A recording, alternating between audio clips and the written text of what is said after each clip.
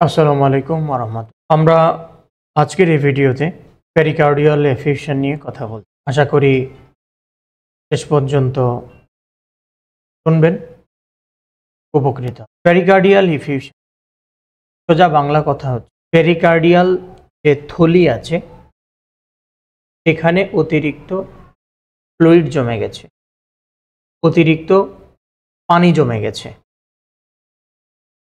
অতিরিক্ত জল জমে গেছে।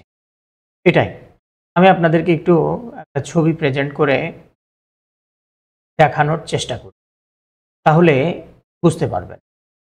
এই যে এখানে যে ছবিটা দেখতে পাচ্ছেন, এই ছবিটা দেখেন পাতলা একটা লেয়ার নীল ধরনের, যেটা হলো নর্মাল, আপনার আমাদের সকলের আছে।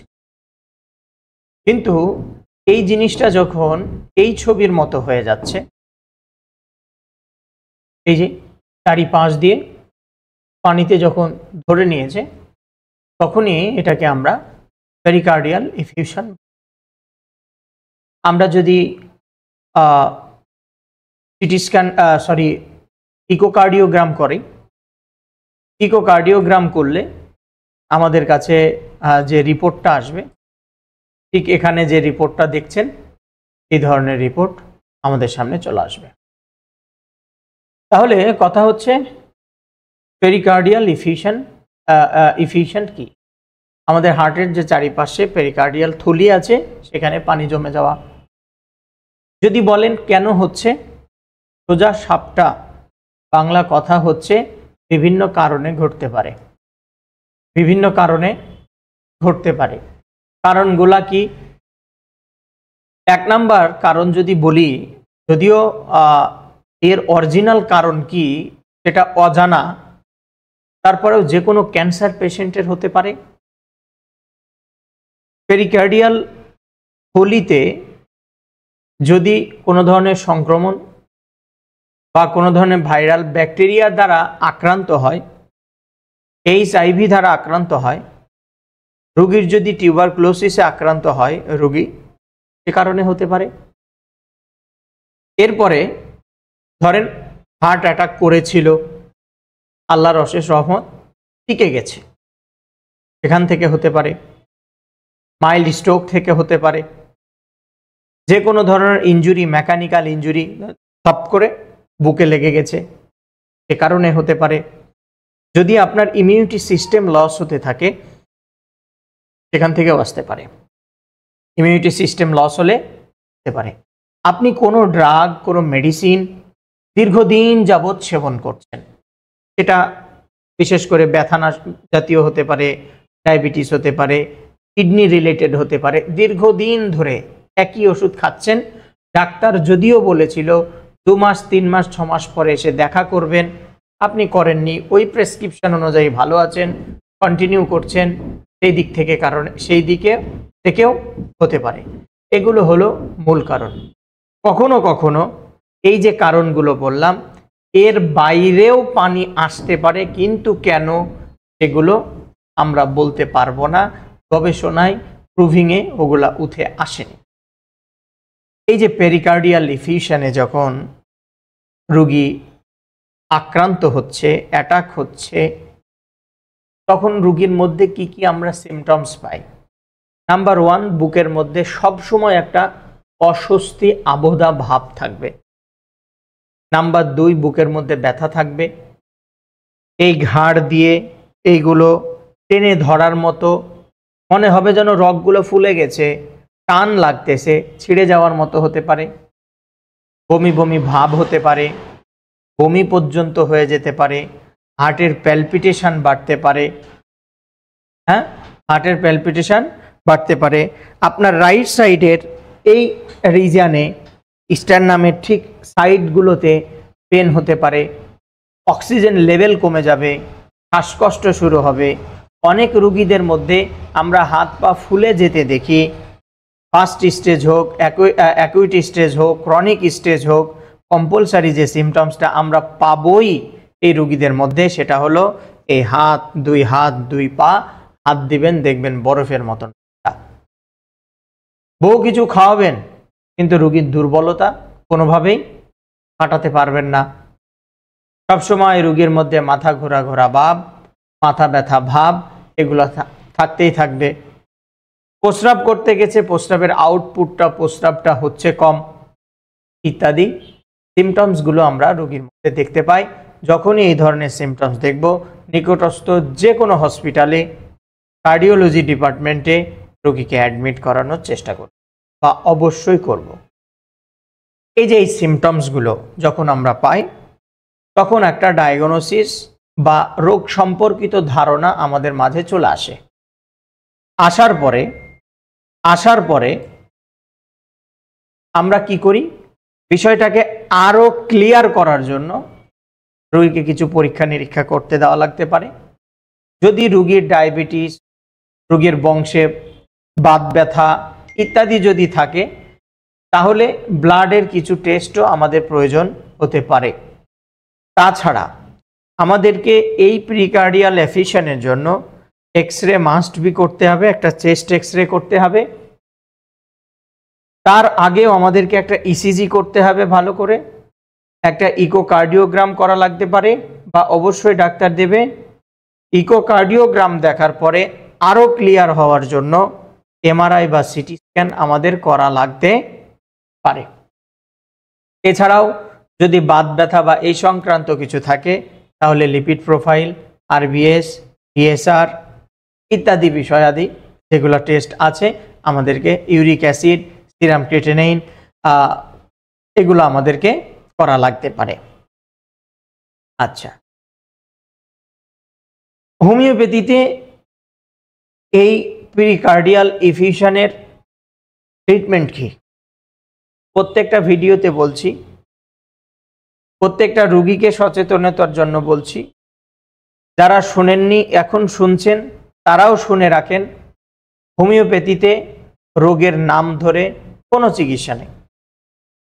হোমিওপ্যাথিতে রোগের নাম ধরে কোনো চিকিৎসা নেই, কোনো চিকিৎসা নেই। আমরা যখন আমাদের কাছে রোগী আসবে, তখন আমরা খুঁজি এই যে যেই মানুষটা পেরিকার্ডিয়াল এফিউশনে ভুগতেছে, এই মানুষটা কেমন ছিল। ফর এক্সাম্পল, এই মানুষটা কখনো অ্যালকোহল খেত কিনা, এই মানুষটা স্মোকিংয়ে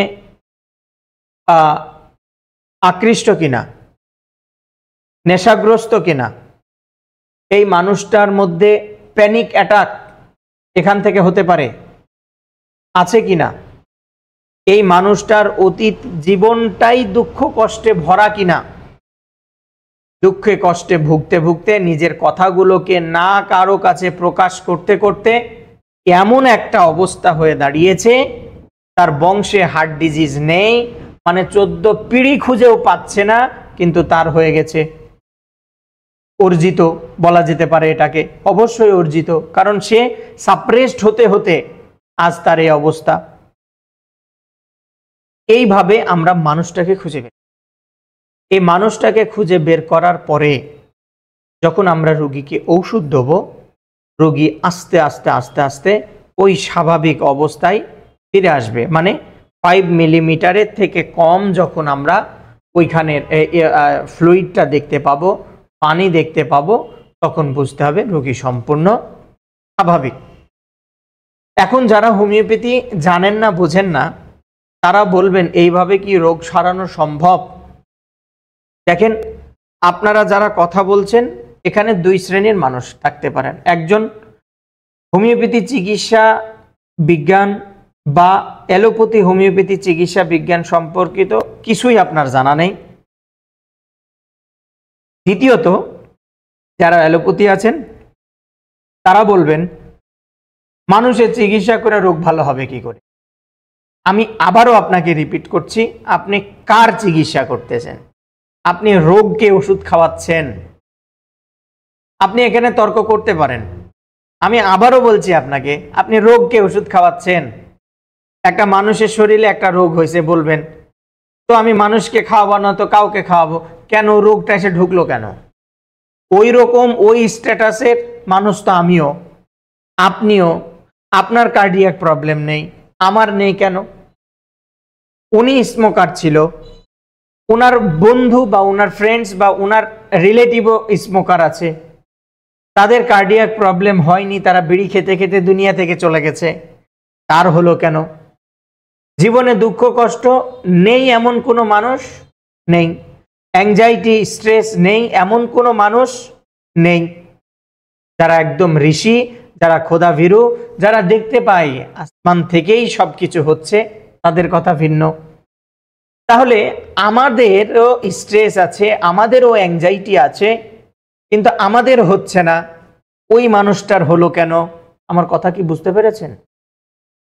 এখন বলবেন তার ইমিউনিটি সিস্টেম লস, এও করোনার টিকা দিছে, আপনিও দিছেন, আর একজনও দিছে, আর একজনও দিছে, তার হইল, ওই তিনজনের হইল না কেন?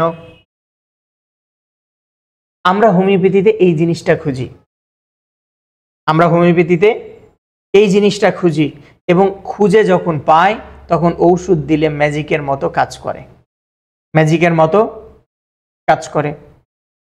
অনেক ক্যান্সার রোগীকে বলা হয়েছে এই 7 দিন পরে মরে যাবে, এখনো 7 মাস হয়ে যাচ্ছে, মরেইনি, এটা আস্তে আস্তে আরো জোয়ান হচ্ছে। তাই আমাদের হোমিওপ্যাথিতে বলা হয় treat the patient not the disease.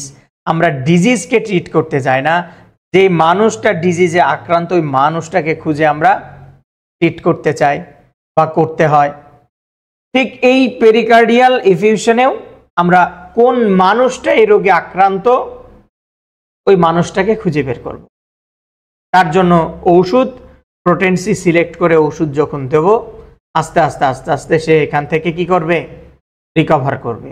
এখন প্রশ্ন হলো, একবার এটা সেরে গেলে কি আর হওয়ার সম্ভাবনা থাকে? উনি যদি আবারও পূর্বের অবস্থায় ফিরে যায়, আবারও হতে পারে, হতে পারেই, কোনো সন্দেহ নেই।